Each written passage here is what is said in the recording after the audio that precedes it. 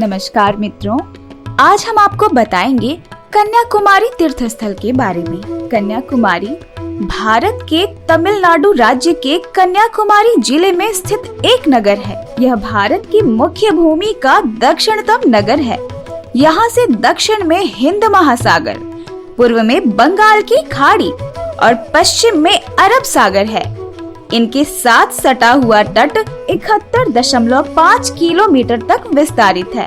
समुद्र के साथ तिरुवल्लुवर मूर्ति और विवेकानंद स्मारक शिला खड़े हैं। कन्याकुमारी एक महत्वपूर्ण हिंदू तीर्थ स्थल भी है।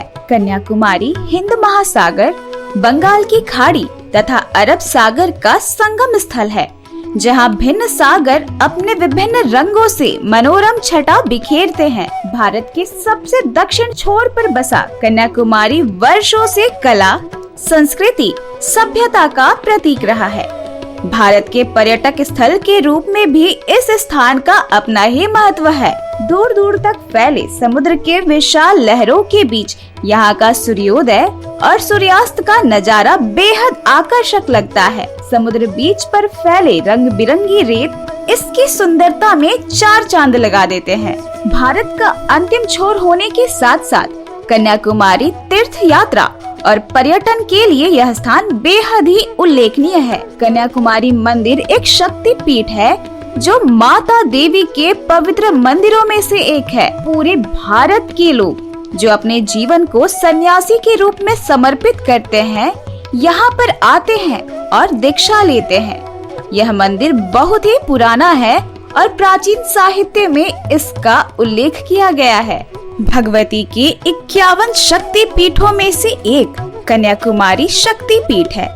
इस पावन कन्याकुमारी शक्ति पीठ पूजन अर्चन ध्यान से जन्म जन्मांतर के पाप नष्ट हो जाते हैं, अतुल्य पुण्य की प्राप्ति होती है। जिस स्थान पर यह पावन शक्ति पीठ स्थित है, वह स्थान भी मनोहारी है, प्राकृतिक रूप से अद्वितीय और अतुलनीय है। विशेष तौर पर यहाँ सूर्यास्त का दृश्य मन को हर लेने वाला है। मान्यता है कि यहाँ कन्याकुमारी के पास ही तीर्थ घाट में स्नान करने से उसके सारे पाप धुल जाते हैं और अंततः उसे मोक्ष की प्राप्ति होती है। कन्याकुमारी से थोड़ी दूर पर गायत्री घाट, सावित्री घाट, श्याणु घाट और तीर्थ घाट है। प्राचीन मान्यता के अनुसार तीर्थ घाट के स्नान के बाद ही श्रद्धालु मंदिर के दर्शन के लिए जाते हैं। पर्यटन की दृष्टि से भी इस स्थान का खास महत्व है। देश विदेश पर्यटन हर वर्ष यहाँ पहुँचते हैं। कुछ को तो यहाँ का प्राकृतिक सौंदर्य खींच कर ले आता है, तो कुछ को धार्मिक दृष्टि से महत्वपूर्ण मन भावना, जो सच्ची मन भावना से इस तीर्थ में पूजा अर्चना स्नान करते हैं, उसके सभी मनोरथ पूर्ण होते हैं, दैवीय कृपा प्राप्त होती है। यह देश की अंतिम दक्षिणी सीमा है। इसके पूर्व में बंगाल की खाड़ी, पश्चिम में अरब सागर, दक्षिण में हिंद महासागर है।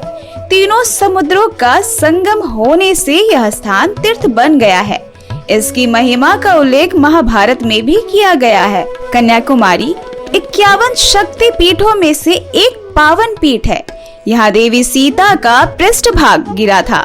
यहाँ की देवी नारायणी तथा भैरव हैं। धर्मशास्त्रों में कहा गया है कि समुद्र तट पर स्थित कन्या तीर्थ में जाकर स्नान करने से मनुष्य सभी पापों से मुक्त हो जाते हैं। कन्याकुमारी मंदिर समुद्र तट पर है।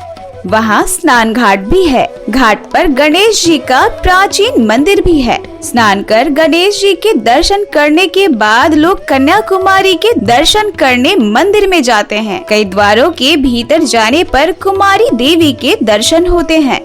देवी की प्रतिमा भावोत्पादक एवं भव्य है। देवी के एक हाथ में माला है। मंदिर के उत्तर में अग्रहार के बीच भद्रकाली का पावन मंदिर है। ये देवी कुमारी देवी की सखी मानी जाती है। कन्याकुमारी, जैसा कि हमने कहा, 51 शक्ति पीठों में से एक है। मंदिर में और भी अनेक देवी देवता हैं। मंदिर से थोड़ी दूरी पर पाप विनाशनम पुष्पकरणी है।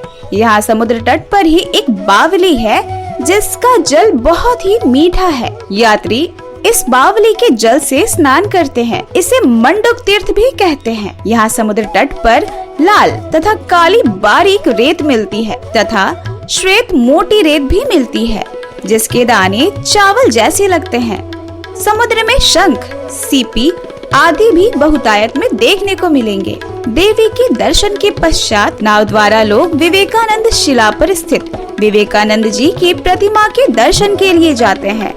यह शिला समुद्र में मंदिर से थोड़ी ही दूरी पर है। बताया जाता है कि स्वामी विवेकानंद जी इस शिला पर बैठकर चिंतन मनन करते थे। सुचिंद्रम क्षेत्र को ज्ञानवन क्षेत्रम भी कहते हैं। महर्षि गौतम के शाप से इंद्र को यही मुक्ति मिली थी और वे पवित्र हो गए, इसलिए इस स्थान का नाम सुचिंद्रम पड़ा। अब हम आपको बताते हैं कि कन्याकुमारी में कौन कौन से विशेष उत्सव मनाए जाते हैं। तो कन्याकुमारी में मनाए जाने वाले विशेष उत्सव अश्विन नवरात्र, चैत्र पूर्णिमा, आषाढ़ अमावस्या, आश्विन अमावस्या, शिवरात्रि आदि पर्वों पर विशेष उत्सव होते हैं। विशेष उत्सवों पर देवी को हीरों से श्रृंगार किया जाता है। रात्रि में देवी का विशेष श्रृंगार होता है। इस कन्याकुमारी मंदिर के पीछे एक पौराणिक कथा प्रचलित है। तो आइए हम आपको बताते हैं इस कन्याकुमारी मंदिर के रहस्यों के बारे में। असुर बाणासुर ने घोर तपस्या करके भगवान शंकर को प्रसन्न कर अमरत्व का वर मांगा था। तो शंकर जी ने कहा कि कन्याकुमारी के अलावा तुम अन्य सभी के लिए अजय हो जाओगे। भगवान शिव से इस प्रकार का वर प्राप्त कर बाणासुर घोर उत्पाती बन गया। देवताओं पर भी उसने विजय प्राप्त कर ली। इतना ही नहीं, देवलोक में उसने त्राही त्राही मचा दी। जब भगवान विष्णु के परामर्श से देवताओं ने एक महायज्ञ का आयोजन किया, तो देवी देवताओं द्वारा किए गए यज्ञ की त्रिगदी से माता दुर्गा अपने एक अंश से कन्या रूप में प्रकट हुई। जब वो देवी बड़ी हुई, तो देवी ने पति रूप में शंकर को पाने के लिए दक्षिण समुद्र तट पर कठोर तप किया। तपस्या से प्रसन्न होकर भगवान आशुतोष ने उनका पाणी ग्रहण स्वीकारा। देवताओं को चिंता हुई कि इनके पाणी ग्रहण होने पर तो बाणासुर का वध न हो सकेगा। अतएव नारद जी ने विवाहार्थ आ रहे शंकर जी को सुचिंद्रम नामक स्थान पर अनेक प्रपंचों में उलझाकर इतनी देर तक रोके रखा कि प्रातः काल हो गया और विवाह मुहूर्त टल गया। भगवान शंकर वही स्थाणु रूप में स्थित रह गए। देवताओं की यह युक्ति काम कर गई। अपनी अभिष्टा अपूर्ण रहने के कारण देवी ने पुनः तपस्या शुरू कर दी। मान्यता है कि अभी तक वे कुमारी रूप में तपस्यारत हैं। अपने दूतों द्वारा तपस्या में लीन देवी के अद्भुत सौंदर्य का वृतांत जानकर बाणासुर देवी के पास गया और उनसे विवाह करने के लिए हठ करने लगा। फलतः देवी और बाणासुर में घोर युद्ध हो गया। अंततः देवी के हाथों बाणासुर का वध हुआ और देवगण आश्वस्त हुए।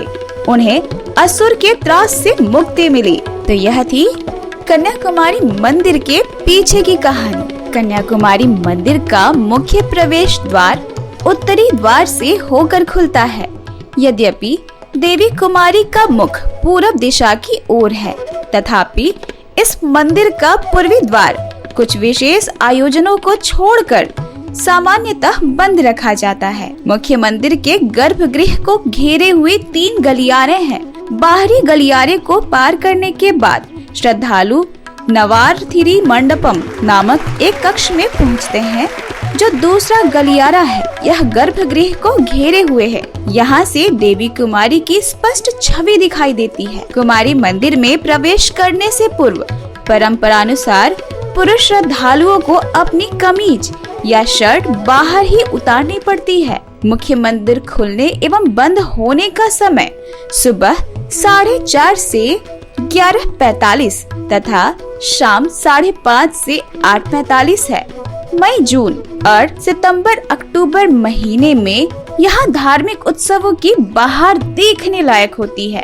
अब बात करते हैं कि यहाँ कैसे पहुँचा जाए। कन्याकुमारी शहर से लगभग 87 किलोमीटर दूर स्थित तिरुवनंतपुरम यहाँ का निकटतम हवाई अड्डा है, जबकि कन्याकुमारी एवं नागरकोइल निकटतम रेलवे स्टेशन है। बस या कार द्वारा भी चेन्नई, बेंगलोर, मदुरै, पंडुचेरी, तिरुवनंतपुरम जैसे नगरों से कन्याकुमारी शहर पहुंचा जा सकता है, जहां से कन्याश्रम स्थल के लिए बड़े पैमाने पर टूरिस्ट टैक्सी एवं ऑटो रिक्शा उपलब्ध है। कन्याकुमारी स्थित विभिन्न होटल, टूरिस्ट लॉज एवं धर्मशालाएं हैं। इसी तरह से तीर्थ स्थलों के दर्शन करने के लिए हमारे चैनल को सब्सक्राइब करें और हमारे वीडियो को लाइक, कमेंट एंड शेयर करना ना भूलें। साथ ही बेल आइकन को दबाएं ताकि आने वाले वीडियो का नोटिफिकेशन सबसे पहले आपको मिले।